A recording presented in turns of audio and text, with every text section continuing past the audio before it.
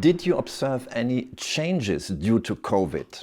It was clear that during the early stages of the pandemic, when many countries were introducing restrictions, that some areas experienced availability issues. Some drugs just weren't available in the market.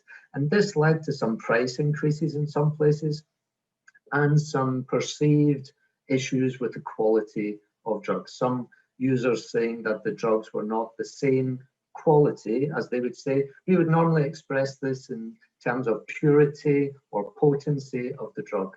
So some users were reporting less pure drugs on the market. However, it would appear that this was very much a temporary situation. That was experienced during the beginning of this pandemic. However, towards the end of 2020, we're seeing that this was much of a temporary situation, and there's been a fairly robust bounce back noted in most places. How the criminal networks adapt to those COVID-19 changes? For heroin and cocaine, which are both drugs which are produced outside the EU, those need to be transported in. And so for heroin, there was some disruption to the trafficking routes. When we talk about heroin trafficking to the European Union, we talk about three main trafficking routes. The main one is the Balkan route, which is an overland route that goes from Afghanistan up through Iran, Iraq, Turkey, and into Europe on this Balkan route. And that's an overland route. And because it's overland, a lot of the restrictions that were imposed at borders disrupted some of the trafficking on the Balkan route.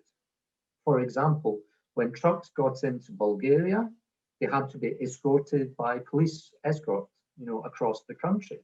So this disrupted some of the heroin trafficking into Europe. But it's very, very clear to us that organized crime groups can adapt very quickly. And we've seen this during the pandemic. The other route for heroin coming is by maritime shipping routes from the Makran coast on the south of Pakistan, Iran, and into the Indian Ocean, and normally to Africa and up into Europe. What we see during the pandemic is that some of the maritime shipping has adapted into the Suez Canal and is coming up from the Arabian Sea through Suez into the Mediterranean and into Europe that way. So it's very, very clear that organized crime can adapt very quickly to these restrictions. We didn't see so much disruption to cocaine trafficking coming into Europe, unless you're talking about the small quantities, because air passenger transport was severely disrupted, almost dropped away to zero. The trafficking by that method was completely disrupted. However, some of the countries have reported that air freight, as it continues to go, they've seen more trafficking of cocaine in air freight.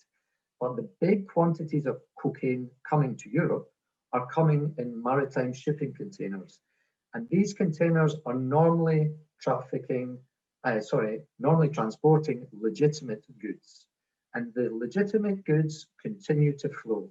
A lot of these goods are perishable items like exotic fruit or fruit juices, and they continue to flow throughout the pandemic, and the cocaine continues to flow. Quite often I say, if you go to the supermarket and you see bananas on the shelves, then there will be cocaine in Europe.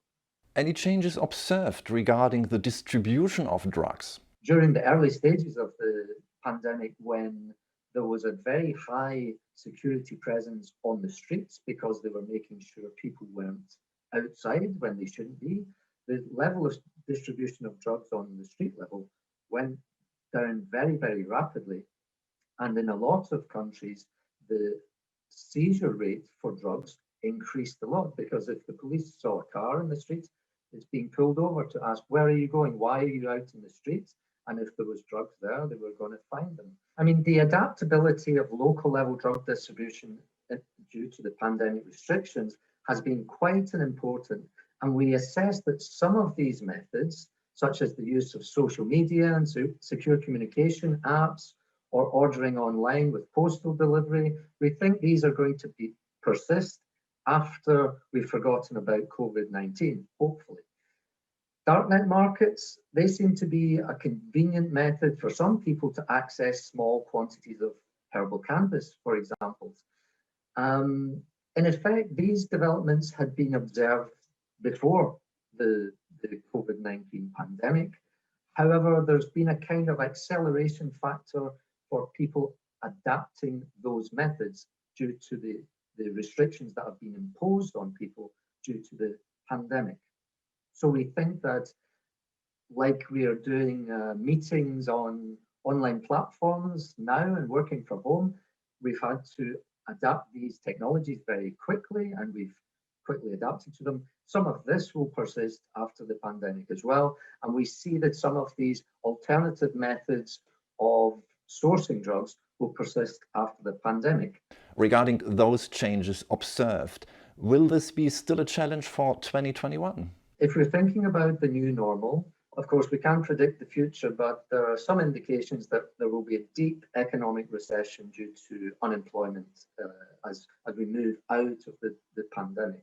And the negative economic consequences are likely to have an exaggerated effect on dependent drug users, which potentially could result in higher levels of drug-related crime, but we wouldn't expect that to be uniform across Europe. It's expected that much of the population will have less disposable income available, and that means less money in the pocket to buy drugs. And this could lead to users maybe increasing alcohol intake or seeking out less expensive substances, such as new psychoactive substances, or adopting more damaging routes of administration, like injecting. A potential threat on the horizon would be a rise in the use of methamphetamine in Europe, and there are indications of increased levels of crystal meth production in Europe at present. It appears to be for export just now, but we can't rule out the possibility of what we call a supply side push, producers trying to establish a market where it doesn't already exist. And that deep recession that I just mentioned could be a driver which creates the correct conditions for such a threat to take hold. There is also now significant production of methamphetamine in Afghanistan, and as we discussed already, the trafficking routes for heroin to Europe are well established, and there's a clear potential for those trafficking routes to be used for methamphetamine to come to Europe as well. And this could be a big problem as we go forward out of the COVID pandemic.